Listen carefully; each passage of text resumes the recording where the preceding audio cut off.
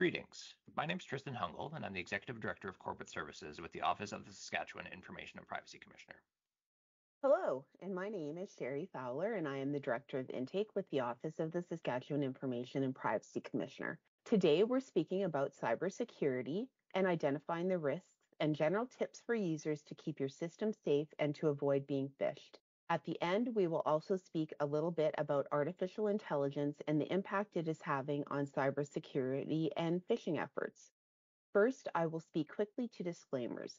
The content of the presentation is purely informational, general, and non-binding summary advice. Please refer to the applicable legislation and consult your IT professional or legal counsel prior to making any decisions which may impact your organization. The intended audience for this presentation is the individual user and focuses on the actions which they may have control over, which can compromise an organization's data and systems. This presentation is not suitable for examining and mitigating cybersecurity threats from an organizational level. So, what is the issue? Information is valuable, and malicious actors want to access your personal information, the personal information that your organization holds, and other sensitive or confidential information held by your organization. Most businesses have systems, processes, and policies in place to mitigate risk, but even the most thoughtfully constructed safeguards are only as strong as the weakest link. Unfortunately, the biggest threat posed to any information is the people who already have access to it. So how is access gained? Typically through social engineering. This is a term used for a broad range of malicious activities accomplished through human interactions. It uses psychological manipulation to trick users into making security mistakes or giving away sensitive information. Hacking is essentially password cracking and is a cyber attack equivalent of trying every key on your keyring and eventually finding the one that works. So what is social engineering? It is a process of engaging directly with a person or group of people, in other words, targets, trying to build a personal connection in order to establish trust, respect, or authority with or over that person. This may be a single interaction, such as one person posing as a president or the CEO of a company. It may also play out over a long period of time or across multiple interactions until the relationship is sufficiently established. The malicious actor can persuade the target individual to act in a way that they can exploit. There are several types of social engineering attacks. The first one, phishing, is where an attacker sends a fraudulent email claiming to be a trusted source. This could be something like the Canadian Revenue Agency or a bank. Typically, phishing will go to several different users, hoping that someone will take the bait. With spear phishing, the attacker has done research of individuals in advance through social media and will do targeted attack based on what they learn. Whaling is similar to spear phishing. However, the targets are generally high-profile whales, such as CEOs or CFOs. You'll also hear of a lot of celebrity attacks. Vishing and smishing are phone calls or text messages. This can be something like, I am calling from the computer company. I think we've all received those phone calls or text messages. Your credit card beginning with the number 234 has been compromised. You should know if someone is calling from your computer company. If you think that you have a computer issue, contact the computer company with the number that you know. In terms of text messages that your credit card beginning with the number 1234 has been compromised, a lot of credit card companies, depending on the credit card carrier or the company, all begin with the same number. So that is also a common type of attack. Quid pro quo is a trade of service for information. So someone calls the main office looking for the person with IT trouble. The phone gets transferred to that individual, and there is trust that has already been established because the phone has been transferred to you from within the organization. It's an easy social engineering attack because there's always somebody that's having IT problems in the organization, as we all know. Baiting is using something enticing to the individual, such as a free gift, in a way to trick you into providing access. So one good example would be finding a USB stick that could potentially be loaded with remote access malware that you think, hey, this is free. But when you plug it into your system, it infects your networks. Tailgating and piggybacking are closely following an individual into the office without being noticed. A person claiming to be new and has forgotten their fob, or someone having full arms and getting the door held to let them in. Now, if you work in a bigger organization, this may be more of a problem because you're not going to know all of the employees. In smaller organizations, you might have a better sense of who's coming and going. So, what is hacking or technical exploitation? In simple terms, it's the use of technology to unlawfully gain access to restricted information or information systems. Software can be run to brute force attacks, bombarding a user account with thousands of password attempts per minute to try to gain access. Software may also have bugs, which can be exploited to circumvent security measures put into place. These vulnerabilities are often discovered and corrected, but damage can occur in the meantime, and bad actors can discover them incredibly fast, often on the first day of a new version of an application. The most serious exploits or vulnerabilities are known as zero-day, meaning the risk associated is so high developers have 0 days to fix it in order to mitigate harm. The slide on the screen now shows some examples of various phishing activity that both Sherry and myself have been subjected to. If you take a look, most of them seem a little bit off. The e-transfer doesn't really look like anything you would see in an e-transfer that you've done before. The ones below that our support team has found an overcharge on your mobility bill, that one looks a little suspect as well. It uses tinyURL as opposed to, whoever your cell phone provider's website is. The SaskTel support one in the middle, there's a warning your device has been infected with 167 viruses. You'll note that viruses is actually spelled incorrectly. But something just seems a little bit strange there, and that would cause a red flag to go up. Another one, did you receive your package? You've won an iPhone 14 Pro. Well, if you weren't expecting an iPhone 14 Pro and hadn't entered any promotion to win one, this one should raise some red flags for you.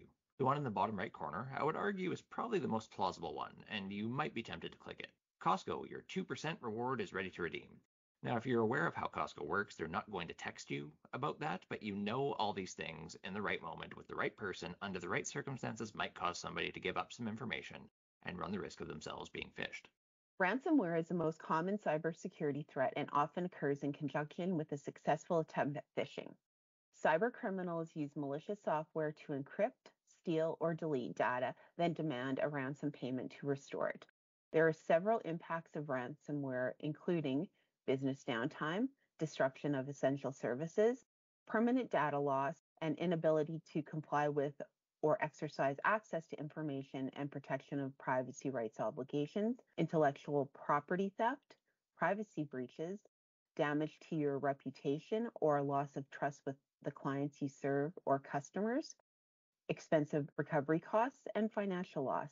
It can cost in the hundreds of thousands to the millions of dollars to repair and restore after a ransomware attack. In the news in the last few years, eHealth Saskatchewan and Evra Steel were victims of ransomware attacks. In the case of Evra Steel, employees were actually laid off for a time being while they fixed the ransomware situation. For more information on dealing with ransomware, please refer to the Ontario IPC's resource, How to Protect Against Ransomware. We'll just note that with regard to the resource from the Ontario IPC, the legislation in Ontario varies from the legislation in Saskatchewan or whichever province you might be viewing this presentation from. So while the advice in that document is sound, you may need to check it against your own home province's legislation to ensure you're complying properly. How can you protect yourself or your systems? On the screen right now is a grid sourced from hivesystems.com. On this grid, it shows you a number of different permutations for length of password, elements included in the password, and how long it might take to crack. You'll note that in the top left corner, a 4-character password that's only numbers can be cracked instantly. Even a 4-character password that has numbers, upper and lowercase letters, and symbols can be cracked instantly. Moving on down the line, a 9-character password that is numbers only is getting cracked in 2 hours. 9 characters with numbers, upper and lowercase letters, and symbols, that will take 11,000 years. 10 characters, numbers only, is going to be cracked in a day. All lowercase letters, about 40 years. Upper and lowercase, 41,000 years.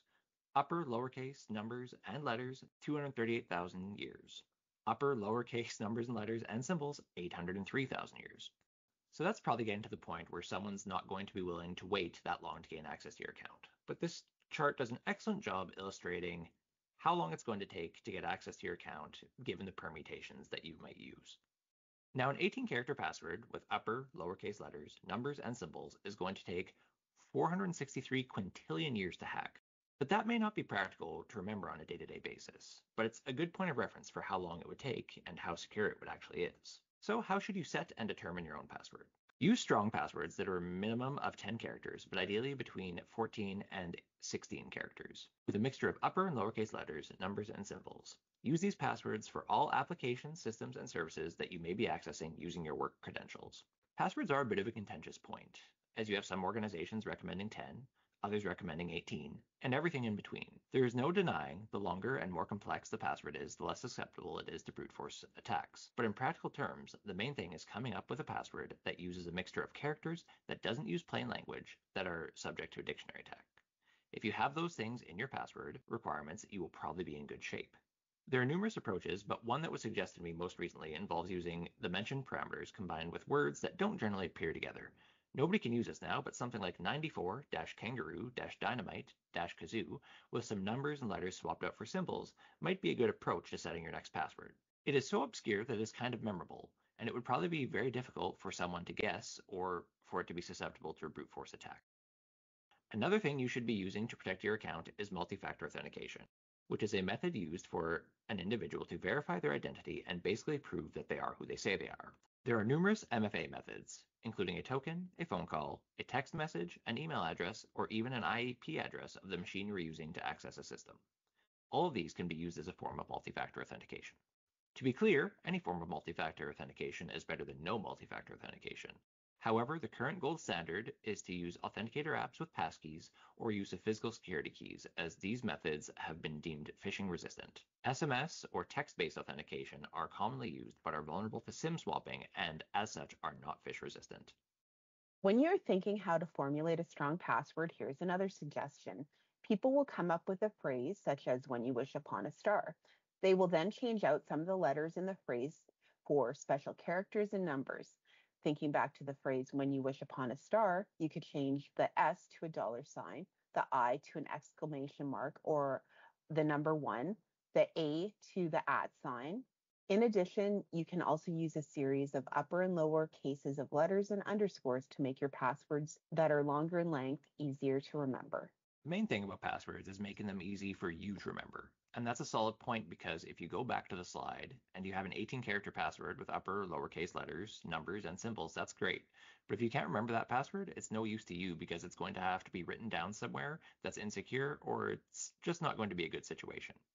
So the main thing about good passwords is that they're significant and memorable to you and you alone, but also adhere to the aforementioned password criteria and not susceptible to somebody else guessing that password, brute force, or dictionary attacks. So what else can you do? When multi-factor authentication is an option, use it. Ideally an app-based passkey or physical security key.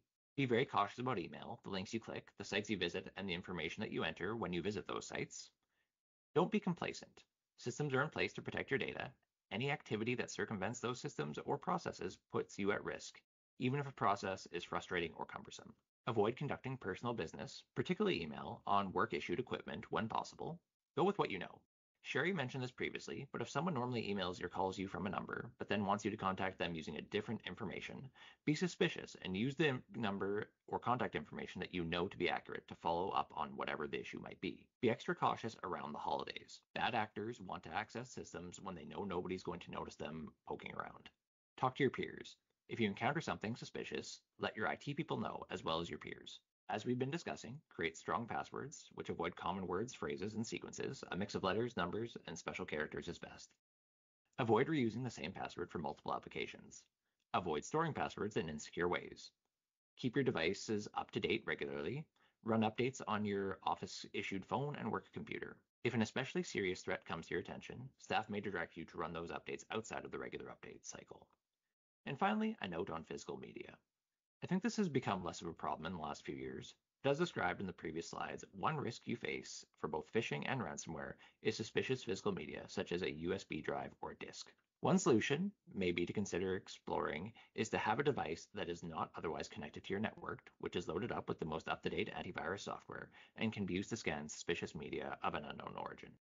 Assuming the virus scan does not come back with anything, the content can then be added to a network-connected device. So, what else can you do to protect yourself and your systems? Be proactive. Consider implementing a program to run phishing simulations within your organization on at least a quarterly basis. Staff who fail these simulations should complete additional training to assist them in identifying the threats. Examine existing and proposed policies, procedures, and programs to determine if any of them create an elevated risk of being compromised. A very good policy to take a look at would be your office's IT acceptable use policy.